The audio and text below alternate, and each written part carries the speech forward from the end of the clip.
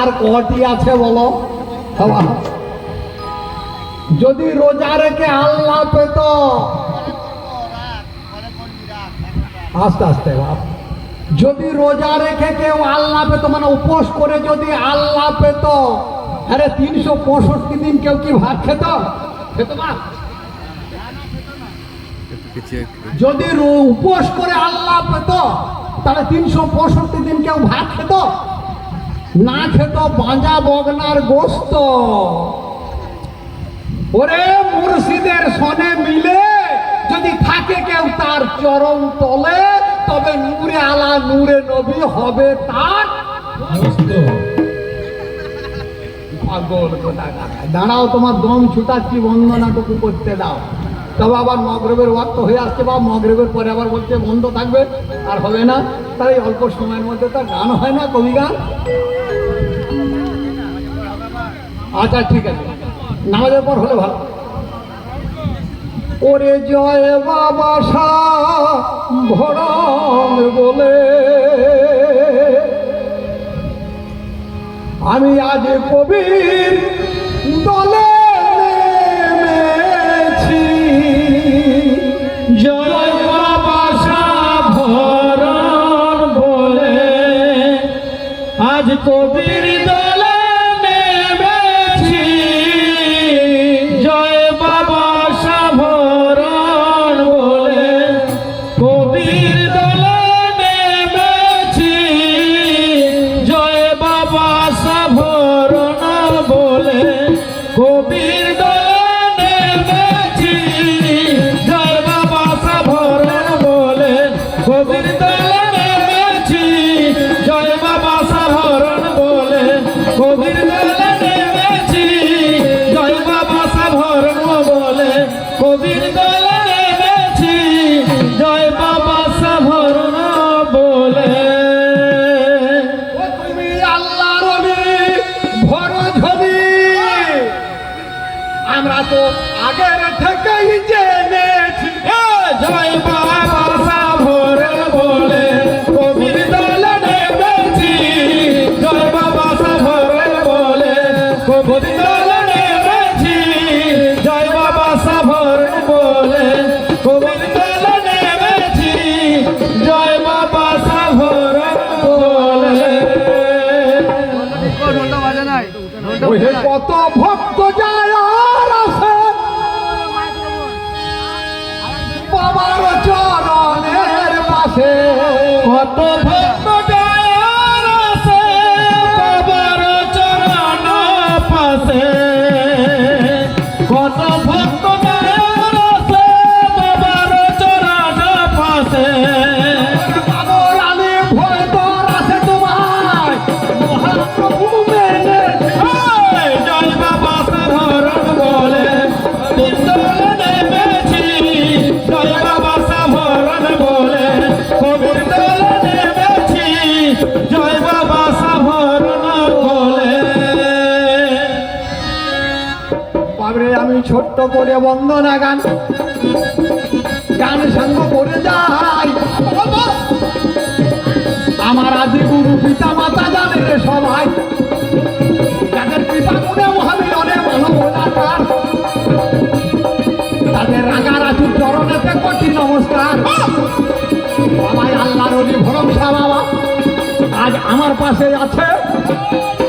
ওর চরণ বন্দনা করি, কথা নয় কমিছে। আমার খোদার দোস্ত সে যে দূরে আলা সেই দূরে মদিনা, আর হিরে তুলে নিলাম তার রাঙা চরণ খানা। বাবা কমিটি সদস্যবৃন্দ বন্দি করে যায়, আমি ফকির জানাই যত ফকির বন্দি করি ভাই।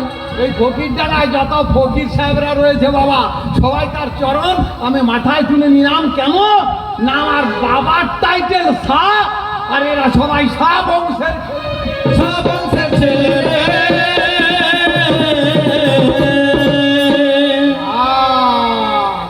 এইবারে শরীয়তার মারফতে ওই আমার চলিবে কবির লড়াই। শরীয়তার মারফতে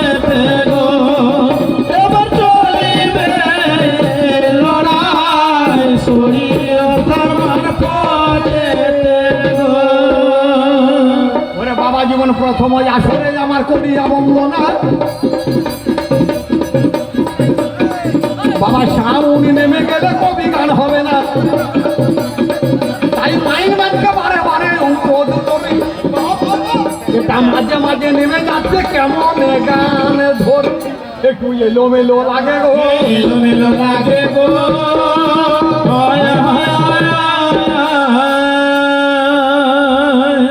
ও বাবা একদিন ওষুধ নিতে এলাম আমি আওয়াজের দোকানে, আমার কামালেরও সঙ্গে দেখা জানে জোনায় জানে, ওরে বাহাদুরের ছোট ছেলে তার সঙ্গে ছিল, আর বাজারেতে মাছ আর লাউ শাক কিনিল, ওরে অনেক রকমের তরি আর তরকারি, বাবা থলি ভর্তি আছে তাদের দুজনা কারহেরি, আমাকে দেখতে পেয়ে ডাকাডাকি করে, শোনো শোনো বাবর আলী জানাবো তোমারে, বাবার এই রসয় হয়ে যাবে হায়, 21শে চৈত্র বটে জানে তো সবাই, 22শে কাওয়ালি গান জানাবো তোমারে, 4টের সময় তুমি গান দেবে করে, পয়সা করি কত দেবে জানে তো সবাই, ওরে আমি বললাম টাকা পয়সায় দরকার আমার নাই, তোমরা নিজের হাতে খুশি করে বায়ান বাহাদিরকে কে যা দেবে আমি সেটা মাথা পেতে নেব ভাই, মাথা পেতে নেব ভাই,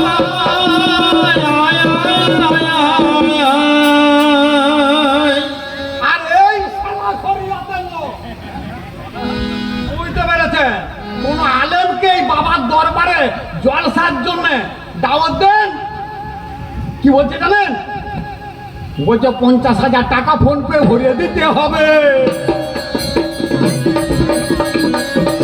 ও তবে জলসা করতে যাব নইলে কদম নাহি যাবে, একটা মৌলানাকে জলসার জন্য বাবার মাজারে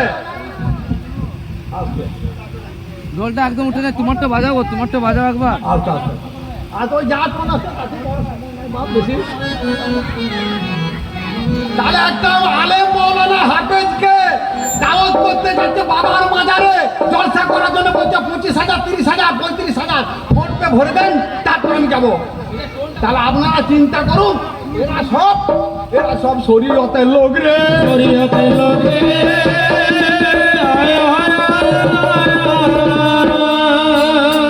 আপনারা যার দলেরই হোক হাত তুলে বলুন ওই লোকটার কথায় হেদায়েত হবে না যে তালি মারা জামা পরে গাছতলায় বসে গাঁজা টানছে, বাবা এর কথায় হবে রে, এর কথা হবে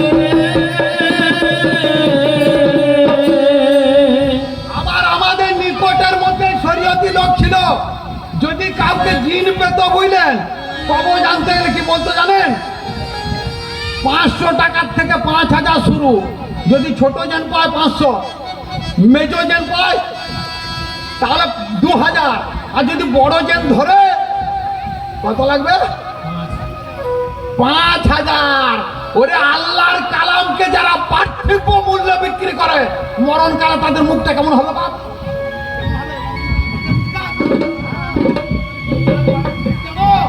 ওরে আমার তেতা যুগের রামের বাঁদর, তুমি আমার কথা তাই ধরো, পিতা যুগের আদানের মতো, তুমি আমার কথা তাই ধরো, পিতা যুগের আদানের মতো। আচ্ছা বাপ আপনারা সবাই তো শরীয়ত পালন করেন গো, সবাই তো শরীয়ত পালন করেন, এর দলের লোক তো এ রোজা রাখা নামাজ পড়া হজ করা জাকাত দিয়া কলমা পড়া তসবিহ দিয়া, বাপরে সালা একবারে শিয়া লোকের মতো বুঝলেন, এই বাম হাতে করে গুটি মালাকে নিয়ে নিয়ে আর গুনে গুনে রাস্তায় যাচ্ছে আল্লাহু আল্লাহু, এই আল্লাহু আল্লাহু করছে ইটের দাম করছে, আল্লাহু আল্লাহু করছে চায়ের দাম করছে, আচ্ছা বাপ এই আল্লাহর প্রেমে অন্য লোককে ভরে দিলে তার সঙ্গে দেখা হবে, এ ভাই হবে হবে না, পাগলের দল কোথাকারে, ওই রকম করে কবিতা নষ্ট করো না, এটা কষ্ট করা কবিতা একটু কষ্ট করে বলো, আচ্ছা বলুন তো বাপ শরীয়ত মানে কি, আপনারা তো শরীয়ত পালন করছেন, শরীয়ত মানে কি, কাকে শরীয়ত বলে, ওরে সাধারণ ভাষাতে শরীয়ত শব্দের অর্থ হচ্ছে বহির্জগৎ, এই বাইরের জগৎটা, আচ্ছা বলুন তো একটা মানুষের শরীরের শুধু চামড়াটা শরীর, চামড়ার ভিতরে কিছু নাই, তার ভিতরে কিছু নাই। চামড়ার ভিতরে মাংস, তার ভিতরে হাড়, হাড়ের ভিতরে মজ্জা। আমি বলছি শরীয়ত, আমার সাথে কবি গান করতে হবে না, বরং ঢোল ঘুটি নিয়ে ধর যা। ঘুটি নিয়ে ঘর যা।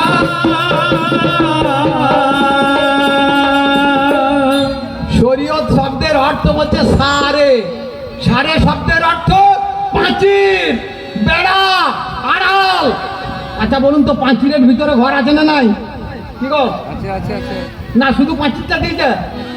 তাহলে পাঁচিরের ভিতরে ঘর, ঘরে দরজা লাগানো, ঘরের ভিতরে কোনো জিনিস নাই না, ফাঁকা ঘরটা।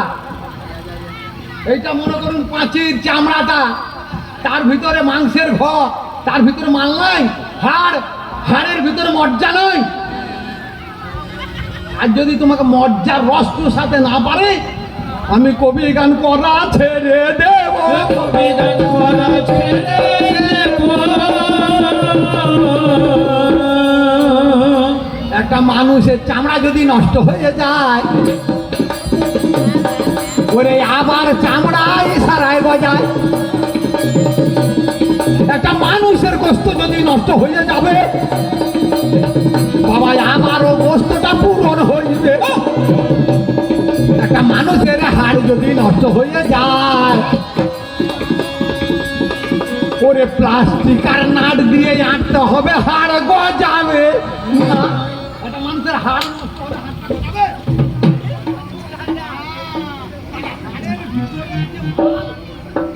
তোমরা সেটা চুষতে শেখো নাই, চুষতে শেখো না।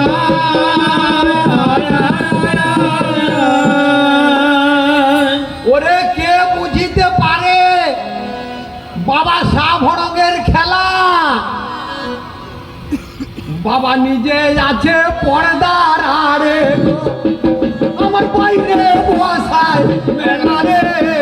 নিজে আছে পড়ারে গো, নিজে নিজে বসা রে, নিজে আছে পড়ারে। বাবা এবার নামাজের কথা বলি, যে এরা নামাজ পড়ে বাবা কেমন ভাবের মুসুরলি তাই জানা বয়াস। দেখবেন যারা মারফতের লোক নামাজ পড়ে,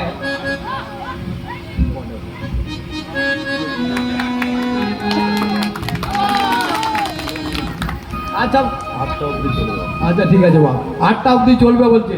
আচ্ছা পয়সাটি দিয়েছে রমজান শাহ, ওনার এই টাকাটি মাথায় ধারণ করলাম, আমার গুরু পদে অর্পণ করব, প্রতিশ্রুতি দিলাম। হে ভাবুক ভক্তবৃন্দ, আপনারা জানেন এনার নাম হচ্ছে রমজান।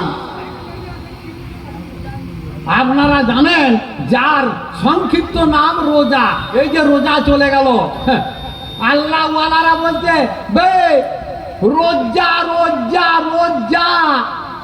মুর্শিদের কাছে একদিন যে 5 দিন বন্ধ করি না, রোজ যা শালা, কোন দিনে কি মাল দেবে তোর অনুভূতি আসে না, অনুভূতি আসে না। আয় আয় আচ্ছা বাপ, এই রোজা হচ্ছে পারস্যের ফার্সি ভাষা। আরবিতে কোরআনে কি বলেছে? কুতিবা আলাইকা সিয়াম, সংযমী। এরা কেমন সংযমী রোজার দিনে বলবো বাবা? একটু দেখা বলবো। আজ থেকে কিছুদিন আগে, এখন ঘরে ঘরে সব গোসলখানা করেছে, এতটা দেখতে পাওয়া যায় না। আজ থেকে মনে করুন এই বছর 25 আগেকার কথা বলছি, দেখছি দুজনেতে রাত 2:30টার সময় বাবা পুকুর ঘাটে চলে গেছে, ডুবতে পারত রে। ও সেটা ছিল রোজার মাস, জানাবো তোমারে। বাবা ওদিকে পুকুর পাড়ে আর দুজন রইল। ওরে এরা দুজন স্বামী স্ত্রী, কে জানে না বলো? হয়তো পশ্চিম পাড় পূর্ব পাড় ভেবে দেখা যায়। এরা 2:30টার সময় এসে ডুব মারিবে ভাই। তারপর 3:30টার সময় এসে এরা সেহরি নেবে করিবে। আমার ইফতারিতে প্রতি হবে সন্ধ্যে 6টার। এই সারাদের এইরকম রোজা গো, এইরকম রোজা গো। আসতে তাহলে ও মনে করুন 2:30টার সময় উঠে দুটো স্বামী স্ত্রী সেইটি করবে, তাহলে একটু ডুব মারতে হবে বাপ। আর এরা উঠেছে, ওই ওরাও দেখতে পাচ্ছে আর এরাও দেখতে পাচ্ছে, তখন কীর্তনের গান ধরেছে। হ্যাঁ কীর্তনের গান ধরেছে দুজনে, বলছে তোমরাও যেমন আমরাও তেমন, রসের তরি বাই গো। তোরাও যেমন আমরাও যেমন, রসের তরি বাই গো। ওরা দু স্বামী স্ত্রী এদিকে দেখতে বলছে তোমরাও যেমন আমরাও তেমন, আর তোমরা আড়াইতে ইংলিশে আমরা কেন উঠলো? আমরা রসের তরি বাই, খুব গোপন করে বলছি বাপ, অলির মাজার বলে রসের তরি বাইগো। তখন এই পাড়ের এরা দুজন স্বামী স্ত্রী ধরেছে, ওরে কর্মের ফসল ফললে পরে পাতাবো বিহাই গো। কর্মে তরি ফললে পরে পাঠাবো বিহারি গো।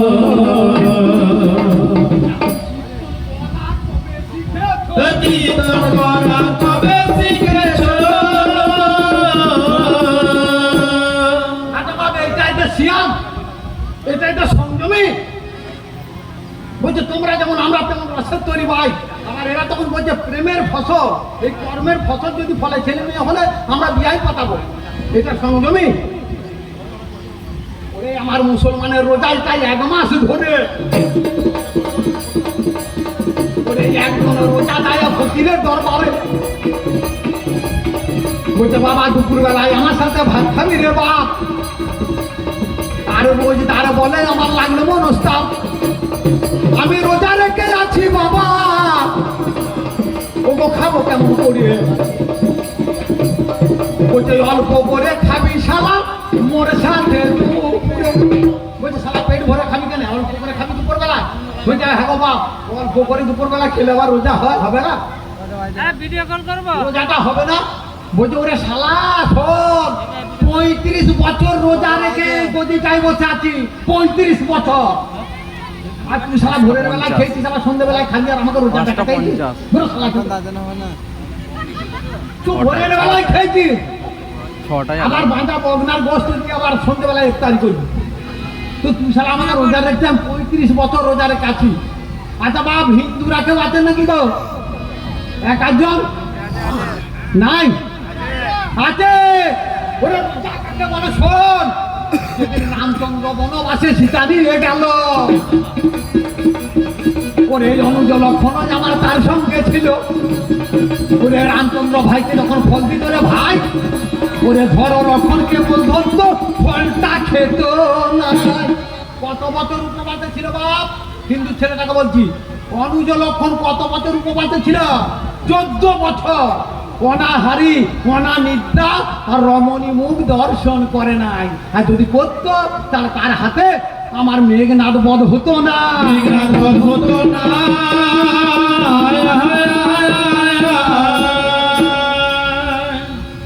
তাহলে আপনারা চিন্তা করুন, এরা রোজদার, এরা বলছে আমরা রোজা রেখেছি।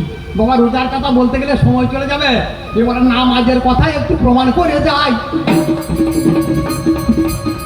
আবার মগরিবের টাইম আমার হয়ে এলো ভাই, এরা কেমন নামাজ তাই জানাবো আসলে।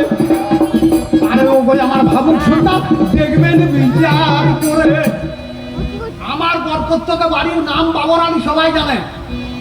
আমার চাচাতো ভাই একজন আলী হোসেন রাজমিস্ত্রির কাজ করে, ওর ছেলে সুরজ দুটো নতুন জুতো পরে ঈদকে নামাজ এলো, আর কামরাঙ্গা তলা জুতো খুলিয়া রাখিল।